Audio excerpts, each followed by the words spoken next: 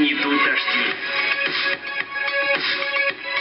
В космосе каникулы длятся дольше. Можно выспаться как следует. Да, 2 недели, сплошная ночь. И в школу не надо ходить. В космосе можно ходить по потолку. Хотели бы мы сейчас оказаться в космосе, в невесомости. Есть пирожные с тюбиком. И устроить пикник на орбите. Собирайся. Вызываю на связь космическую станцию. Пора в космос. Поехали! Новые выпуски на канале Карусель.